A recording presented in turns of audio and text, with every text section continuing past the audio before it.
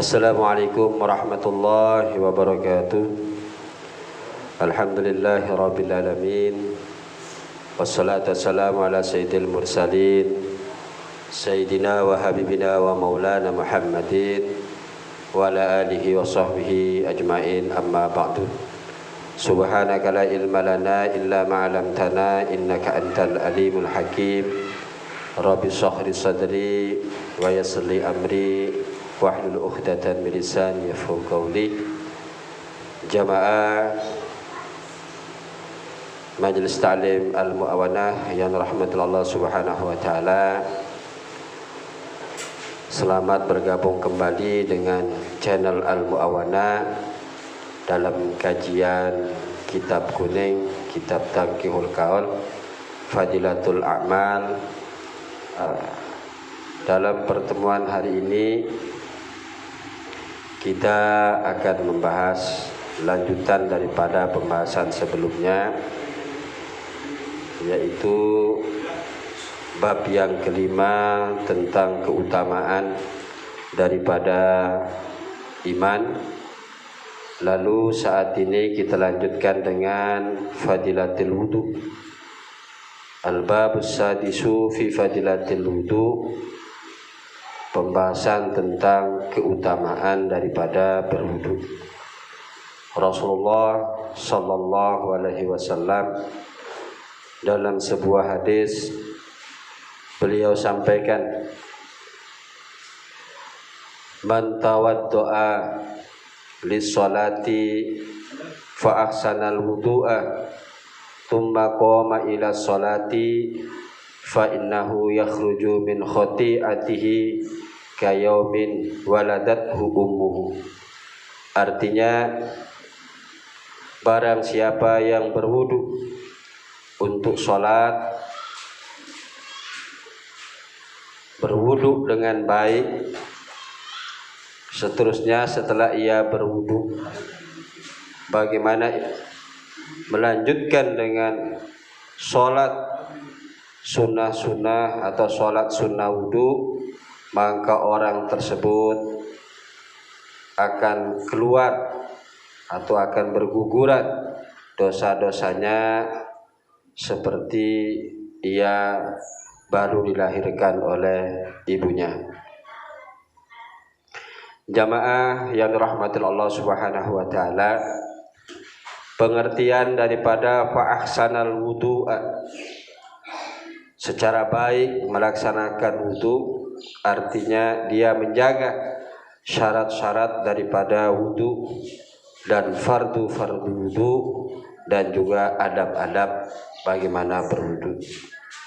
Karena syarat yang pertama daripada berwudu tentunya air itu suci serta juga menyucikan. Karena ada air yang bagaimana suci tetapi tidak menyucikan, dan air yang suci serta menyucikan pun juga memperolehnya dengan baik. Jangan sampai kita menggunakan air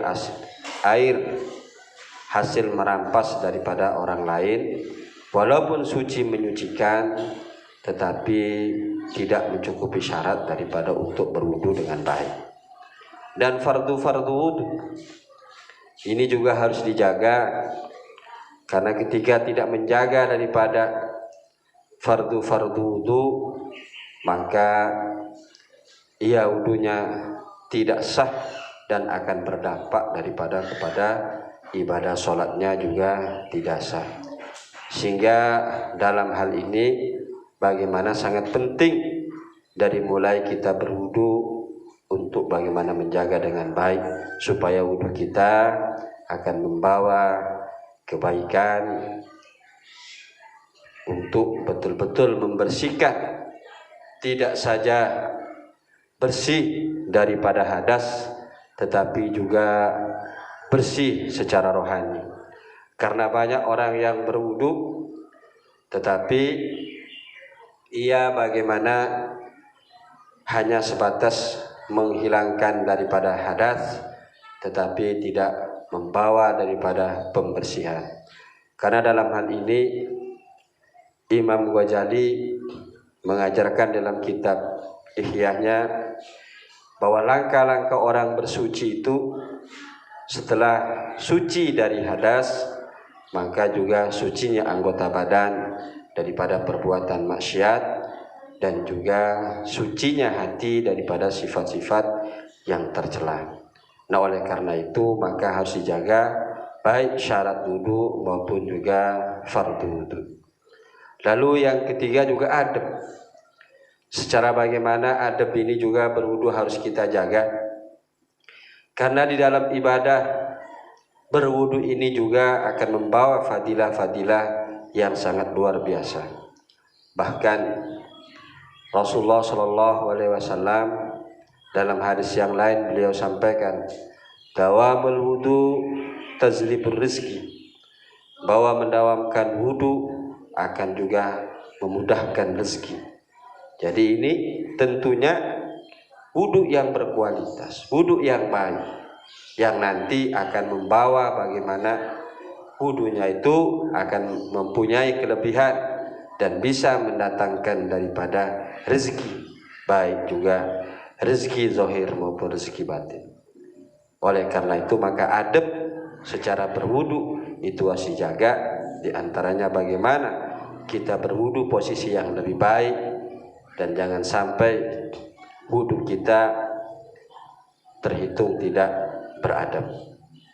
Jamaah al-mu'awanah yang rahmati Allah Subhanahu wa taala.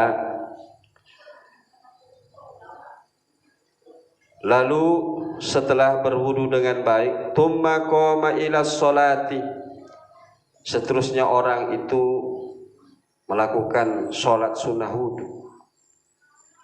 Karena dengan mengamalkan sholat sunnah wudu, kelebihannya adalah yakhruju min khati'atihi kayaumin waladathu ummuhu, maka dosanya akan berguguran sehingga ia seperti bayi yang baru lahir.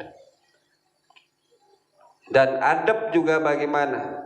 Bahkan di dalam kitab fikih Syafi'iyah bagaimana syarat untuk orang bisa melaksanakan sunnah sholat wudu itu harus dia jaga.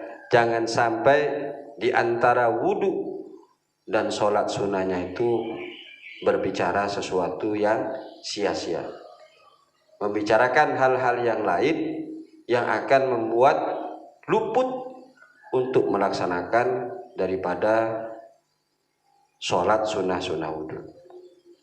Nah, ini hadis yang pertama yang disampaikan oleh Rasulullah Shallallahu Alaihi Wasallam daripada fadilah berwudu dengan yang baik secara syarat, fardu dan adab. Dan itu tadi dari dunia saja akan membawa kelebihan. Bagaimana berwudu itu akan membawa kemudahan rezeki. Jadi ternyata kita akan lebih dimudahkan untuk mengenal rezeki dengan dawamul wudu, membiasakan kita punya wudu. Jamaah channel Al-Mu'awanah yang dirahmati Allah Subhanahu wa taala. Lalu hadis selanjutnya yang akan diperoleh bagi orang-orang berwudu dengan baik, bukan saja ia akan memperoleh kelebihannya semata di dunia, sebagaimana tadi bahwa berwudu dengan baik akan memudahkan daripada rezeki, tetapi kelak nanti juga bagaimana orang yang berwudu dengan baik, ia akan diberikan juga kelebihan-kelebihan oleh Allah Subhanahu wa taala, karena di antara salah satu juga kelebihan bagi orang yang berwudu, ketika ia berwudu sebelum tidur, lalu di saat itu ia menemukan ajalnya, maka tergolong orang tersebut adalah orang yang mati syahid, karena mati dalam keadaan berwudu. Dan hal ini diutarakan oleh beliau, wa qala Nabi sallallahu alaihi wasallam, man nama 'alal wudu'i fa adrakahal mautu fi tilkal lailah fa huwa indallahi syahid fa huwa indallahi syahidun. Artinya, man nama, barang siapa yang tidur,